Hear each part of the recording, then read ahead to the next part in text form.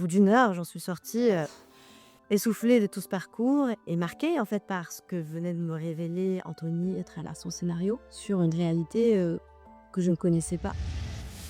Je crois que je vais tout arrêter. Ah ouais? Tu vas faire quoi? Je sais pas, je m'en branle n'importe quel métier avec un salaire qui tombe à la fin du mois. Ah, c'est bien, tu vas faire un boulot à la con alors. Parce que tu crois qu'éleveur, c'est pas un boulot à la con? Ça sert à quoi s'acharner si ça marche pas? Pendant des mois, dans ma vie quotidienne, je me mettais à marcher pendant une heure au lieu. Comment dire? Je voulais qu'elle arrive dans l'adversité à continuer d'être forte et donc il fallait que je sente cette adversité. Pour moi, la techno et Audrey, c'était vachement associé parce que ça avait un rapport avec sa manière de réfléchir. C'est-à-dire que pour moi, elle observe beaucoup, elle parle pas énormément, elle choisit quand même pas mal ses mots. Il y avait quelque chose comme ça de réflexion qui ne s'arrête jamais. S'il y a un plan A qui ne marche pas, il y aura un plan B, puis il y aura un plan C, puis un plan D.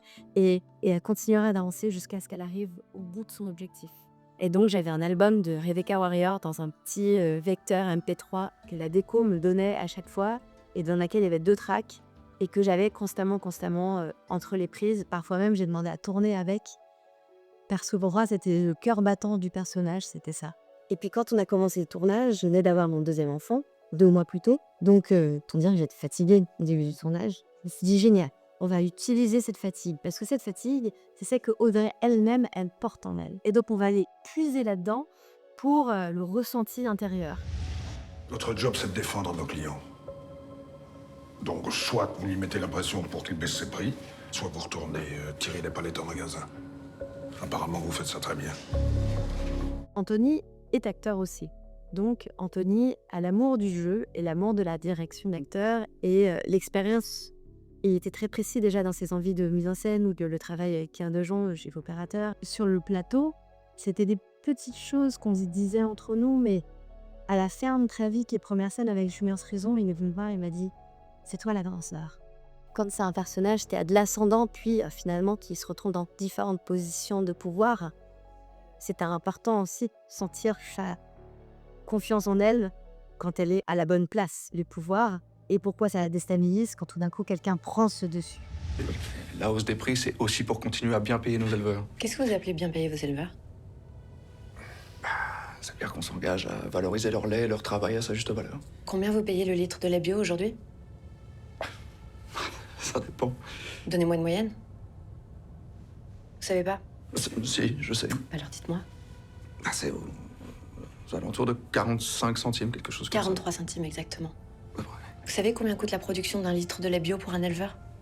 C'est compliqué à estimer. 54 centimes. Vous savez ce que ça veut dire? 11 centimes de perdu par litre vendu. C'est pas ce que j'appelle bien payer ces éleveurs.